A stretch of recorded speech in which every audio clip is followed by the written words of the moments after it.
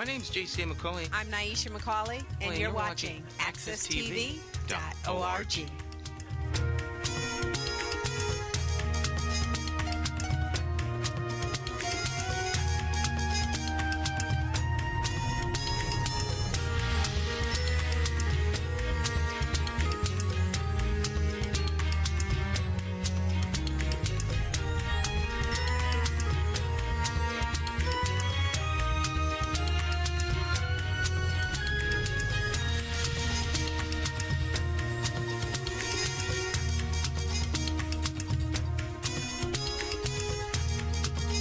Morning and welcome to Miss Cleo's Storytelling Corner. I missed you. I haven't been here in about 2 weeks or so. I missed you. I marched in a parade. I hope some of you were there. I waved a little bit this way and that way. Oh, but it was a long walk for Miss Cleo. You know, she's getting up there. But I kept up pretty good. In that parade. And so I had a wonderful time, and I'm just so proud of Hartford and the people who put the parade together. You know, we haven't had a parade in I don't know how long. And from what I hear, they had a very short time to put it together. So we all came, I could not believe the people who came, and the people who were in the parade. We were all so happy that we were even having an African-American parade. It was just wonderful. And we marched from, I still say Cork School, but I don't know the name of the school now. It's to Keeney Park, and people waved, people on the sides. It was a wonderful day for us. So next year, it's going to be even better and more people there. And I just hope we just keep this energy that we got on Saturday. It was so wonderful. It was like we made it. We're here. We finally got together. You know, we got some people who could put it together.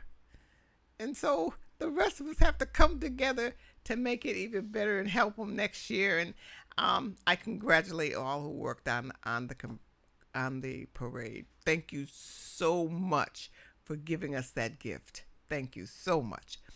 Well, today I have a story about 5 brothers. I've been doing stories about brothers lately. You know, brothers in the Bible, brothers, you know, I've been just brothers. All, of course, there's brother stories in all cultures, but I found one from Chile. This was 5 brothers. This gentleman, he had 5 sons. And they were all wonderful sons. Isn't that something? All wonderful sons. And they were so close. I mean, if one of them even had a little slice of or loaf of bread, he would always share it with his brothers. That's how close they were. They lived on about 200 acres of land. All of them had little houses. They really didn't have too much to worry about. But, you know, we're never satisfied, are we? They just wanted a little more. I guess that's what life is. You know, you get to a place and you just got to go a little farther, or you just got to look over here, because life just keeps growing. And our minds keep going. So I don't really think there's any such thing as completely satisfied. You know, you think, you know, I was reading a story and I was saying, they didn't have to worry about the clothes on their back or the food in their mouth. Their minds were free to wonder and to dream. I said, wow. And that's how they were. And they were all polite. They were well raised. Could you believe it? 5 sons didn't get into any trouble. And one day, the oldest son, whose name was Pedro, said to his brother, Diego, "Hey, Diego," he said, "you know, let's go on a trip." Said Diego, "a trip?" And they talked about it, and pretty soon, all 5 of them said, "Yeah, we want to go on a trip." Even little Manuel, he said, Oh, and they loved Manuel. He was such a little manly person.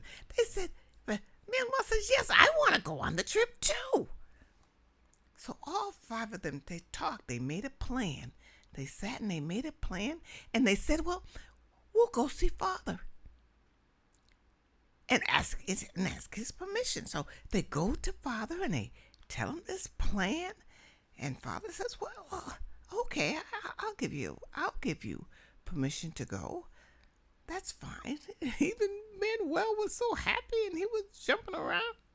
And so the next day, Father gave them his blessing.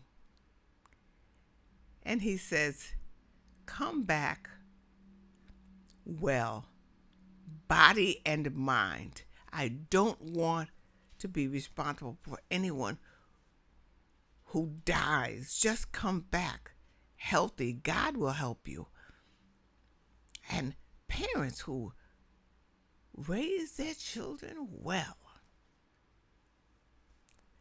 really, they said, have hardly anything to worry about. Life happens, and God is there. So Father gave them their blessing.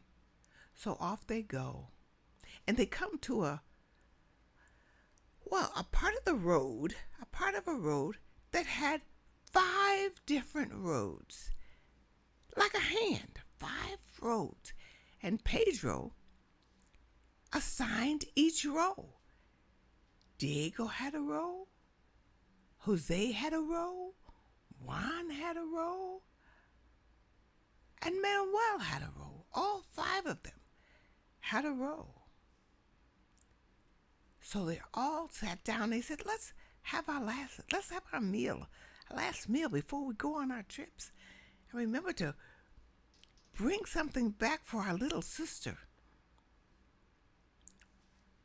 So they sat and they ate and they said farewell, and off they went.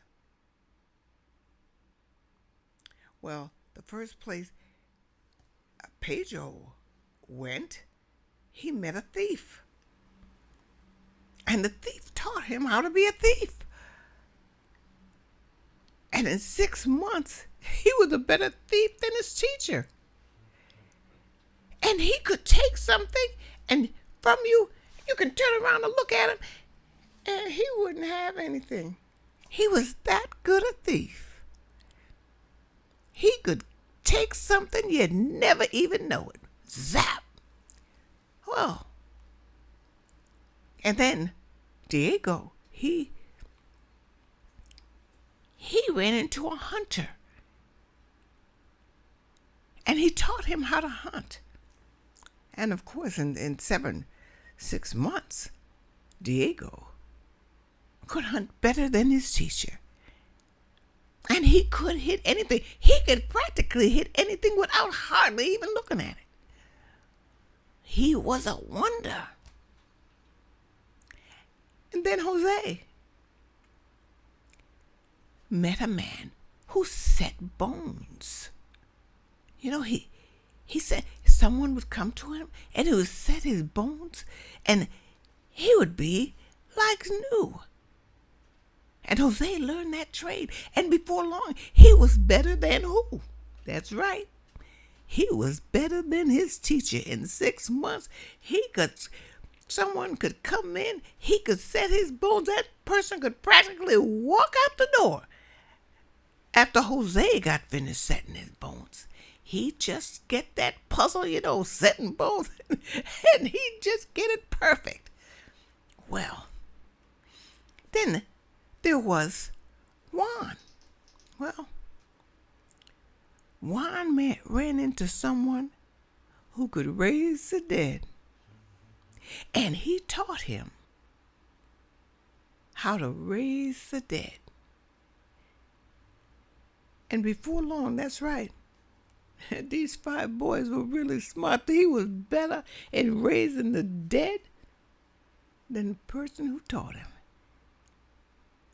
Well, of course, now he was raising the dead. Now there was Manuel the 5th. and he ran into a fortune teller. Well, before long, he could tell fortunes better than his master. He was so good. He knew what his brothers were doing. He knew what his parents, he knew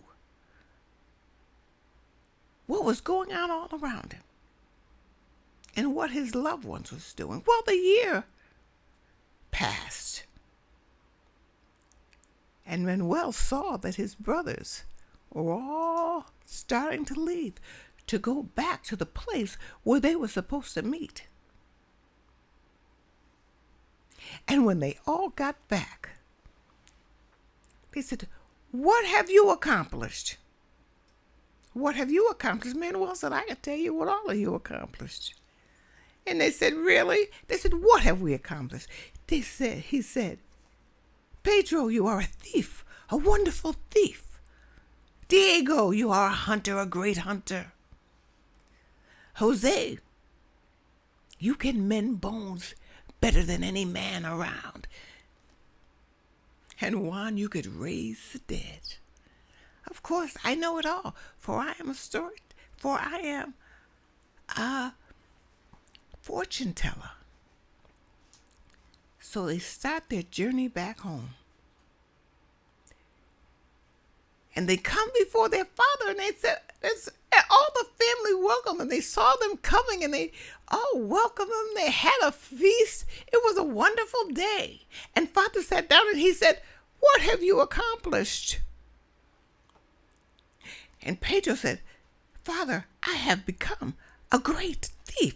His father said, "Get out of here. Get away from me. I care for no thief." And Manuel said, "But father, you know when our Lord was hanging on the cross, there were two thieves. Pedro's the good one." So his father said nothing. And then Diego, what have you accomplished?" "Well, I am a great hunter, father." "Very good, very good. Jose, what do you do?" He says, "Well, father, I set bones. I could set bones." He said, father said, "That's pretty good, because I need that right now. I need that right now. That's a good thing." "Juan, what is your gift?" "Father, I can raise the dead." "Ah, Juan, Manuel, what? "I am a fortune teller, father. I can tell you your thoughts. I know what you are thinking." "You can," he said. "Well, that is good." So there was a partridge up in a tree. And Manuel said, "Diego, shoot him down." And Diego took aim and he shot him down. And the partridge lied dead. And he said to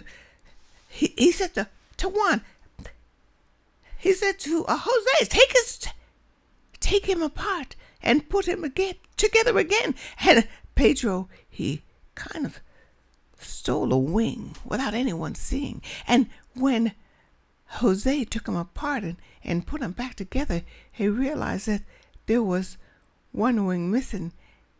And Manuel said, "Pedro, put the wing back." And Pedro gave the wing back, and the partridge was all complete. Every bone taken apart, everything putting back together again. And then he laid whole, dead. And they said, "Juan, bring him to life." And Juan brought him to life, and the partridge flew away. Proving all of their talents.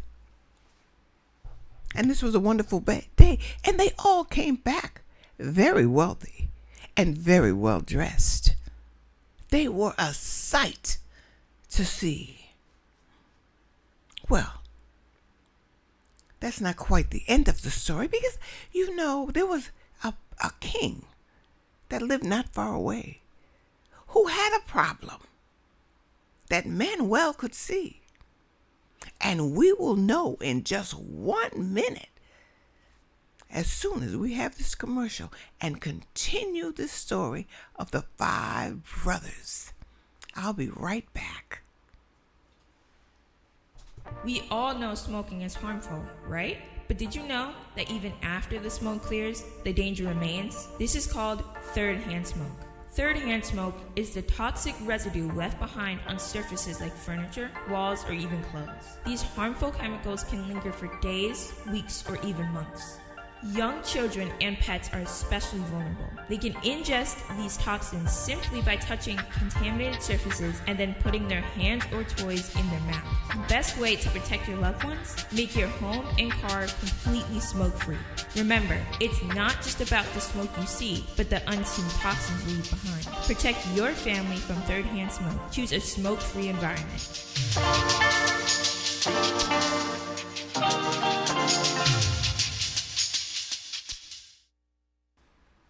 Well, we're back. And we'll continue about the 5 brothers. Now, do you remember, for commercials, we talked about the 5 brothers and their talents. Do you remember what they are? Well, Pedro is what? Right, a thief. Diego is what? What is Diego? A hunter. Jose is what? What can Jose do? He could put your bones back together. He assembled puzzles, in other words, and put them back together so well that you could practically walk out the door, get up, and be normal. Now that's Jose. Juan could what? What could Juan do? Raise the dead. And then there was Manuel. What could Manuel do? He was a fortune hunter. A fortune teller. Fortune hunter. Fortune teller. Now, he was kind of in the center of all his brothers now, telling them what was what. But now, to continue, there was this king who had a daughter, of course, who was stolen 5 years before. And the king had heard of these brothers and their talents, and he was saying, well, maybe, just maybe, they could help me get my daughter back. And Manuel knew that the king was coming. So he said to his father, Father, the king is coming. He has a problem. And he is coming to us for help. Father, there is no king coming here. Oh, get out of here, Manuel. There is nothing coming. What are you talking about? And before the father even knew it, the king was there. Your Majesty, Your Majesty. Oh, he was so excited. The king had come to his home. And the king said, I have a problem. And he looked at his son. The father looked at his son well and just nodded his head. Okay, son, you know what you're doing. Go ahead. He said, I have a problem. My daughter was stolen 5 years ago. And I want her back. Can you help me? And so Manuel says, yes, we can help you. And the brother said, yes, sure, we will help you. Of course.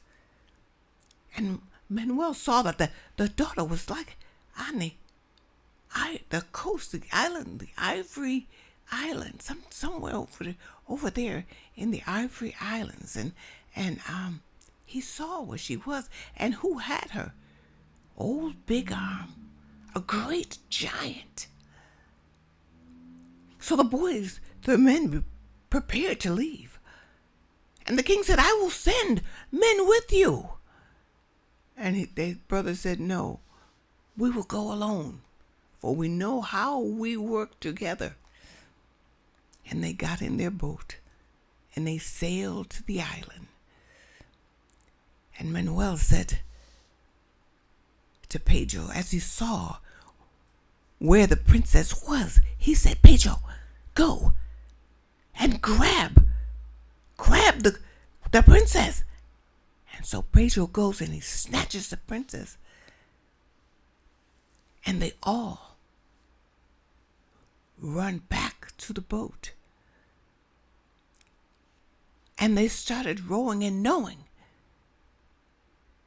that old Big Arm would be soon coming. And they saw him coming and they said, Diego, shoot him. And Diego shoots him. And they do not see old Big Arm again. And they keep rowing and rowing. And Manuel kind of relaxed a little, wasn't doing his job, wasn't thinking about too much. And all of a sudden, here comes old Big Arm again.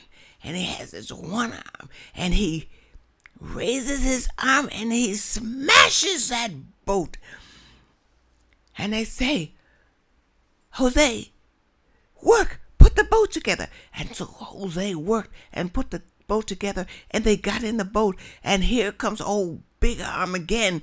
And they said, Diego, shoot. And Diego shot the giant, and he was no more. And the princess was so upset and so nervous that she died. She just passed out. She could not take the excitement and the wonder of it, and she died right there. And Manuel said, Juan, bring her to life. And Juan went to the princess and brought her back to life. And they continued their journey till they got home. Well, the princess was back and everything was good and the king was happy. But who was to marry the princess? All of the five said, I did the most work. I did. If it wasn't for me, we would have never gotten her, said Diego, said Pedro. We would have never gotten her. One after the other, they told what they did. And the king said, well, she can't marry all five of you. He said, this is what we will do. Shoot your arrow, each one. And the furthest one, well, Pedro shot his arrow and it went 50 feet. Diego shot his arrow and it went just a little further. So it went 60 feet.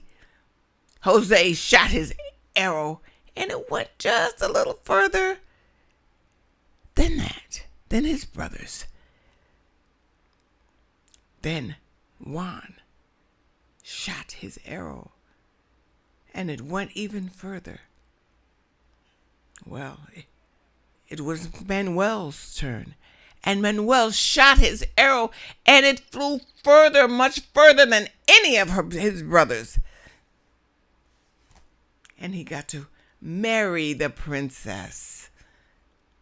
But the king said, don't worry. I have 5 daughters. And each of them married a daughter. And the king married them that very day. And Manuel became the king. Oh, and they lived happily ever after. Together. And that is the story of the 5 brothers. Wow. Wasn't that a calm story? Huh? People getting along together. The father, the mother, they had a little sister. I didn't mention her too much, but she made their food for them to go on their journey. No arguing. Do you believe this story? Except for the one, they all wanted to marry the princess. I just told that story because, we don't have many stories like that, do we? Where everybody gets along. And they live happily ever after. Amen. Well, that is the story of the 5 brothers from Chile. Now I'll tell you a different kind of story. It's one of Kwaku Anansi's stories. And we know Anansi stories, something's going to happen, right? Yes. Well, I'm going to tell the story of Kwaku Anansi. And his wife, Asu, his mother died. Her mother died. Oh. And so she had to go back to her village. And Anansi says, well, you go back. I'll be there later. I'm coming. But you go first. Go ahead. So she went. And Anansi said, I am going to be the greatest mourner at my mother-in-law's funeral. But I cannot eat, so I must eat now. So he ate as much as he could. And the next day, he went to the funeral. And there was a feast. Oh, and Anansi did not eat. And they said, Anansi, eat. He said, what kind of man would I be eating when at my mother-in-law's funeral? I will not eat until the mourning time is over, which is 8 days. I cannot eat. But Anansi, they said, no one is asking you to starve. I am not that kind of man. I will eat after the mourning time is over.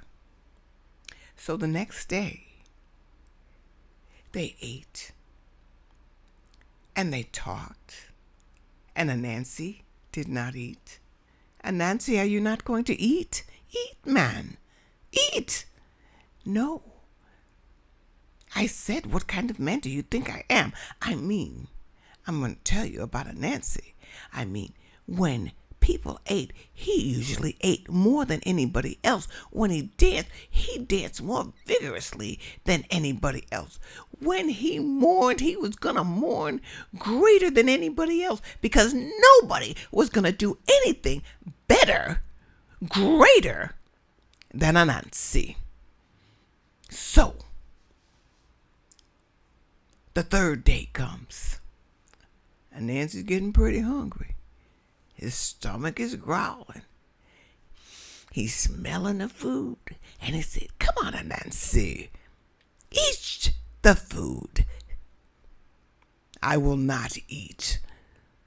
I will not eat until the mourning time is over. Nothing. I will not do that to honor my mother-in-law. And so everybody went on to eat.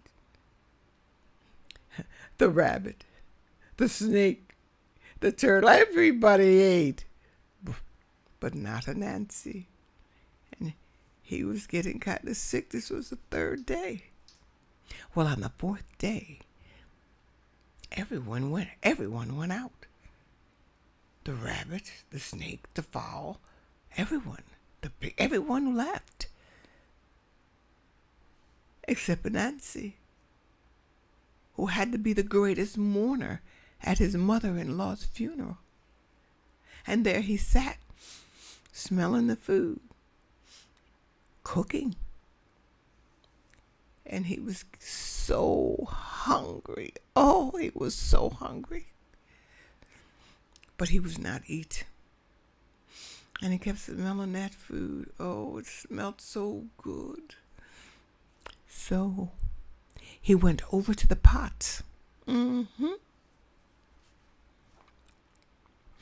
he took a big spoon full of peas. And just as he took the beans out of the pot, everyone came back. The rabbit, the snake, the fowl, the pig, everybody was back. He did not know what to do. So he took off his hat and he put the beans in his hat and he put the hat back on, and he's just a smiling. And I said, Nancy, what is wrong with you? Oh, you know, I just remembered at my village they have this hat dancing festival, and the beans were getting hotter and hotter on his head, and he just kept rubbing his head, and then he started dancing. And Nancy, well, you know, I really think that my village, they really need me. They really need me, and I have to go. You know, they do this dance, and they yes, I have to go. Goodbye. That's all right. And so Nancy ran out the door. Oh, he was running, and everybody's running after him. Nancy, eat before you go. Eat before you go back to your village. Oh, no, I can't eat. I can't eat. No, I have to go back to my village and help them with the hat dancing festival. They need me. They need me. Bye. Come now, Nancy. And everybody's running after him. Come on, Nancy, please come and eat. I can't eat. And he took off his hat. And the beans strolled down his face. And the beans in his hat. And Nancy was so embarrassed. And everybody stopped. They said nothing, and they looked. And they started to laugh. Look at the Nancy. And the Nancy was so embarrassed, so ashamed, that he started running, and he ran into the deep grass, and he said, cover me. And the grass covered him up. And that's why you see today, when you see a Nancy in the grass, you know he's got a bald head because of the beans that he ate or didn't eat at his mother-in-law's funeral. So that is the story of a Nancy, and that's why spiders have bald heads. Okay, amen. Nancy. There's a lot of Nancy stories, right? Yes, indeed. Well, we're coming to an end of our program. I hope you enjoyed those stories. I really enjoyed telling them about the 5 brothers and a Nancy. And now I have a little poem, and then I will end. I hope that you stay tuned to listen to Miss Cleo and her little antics here. This story, or this poem, is about the world. I'm going to show you the picture. It's poetry from the masters. And here's the little girl, see, holding the world. All right, children, hold the world. Dream your dreams. Follow your heart. Use your gifts. Okay. Your world is as big as you make it. I know, for I used to abide in the narrowest nest in a corner, my wings pressing close to my side.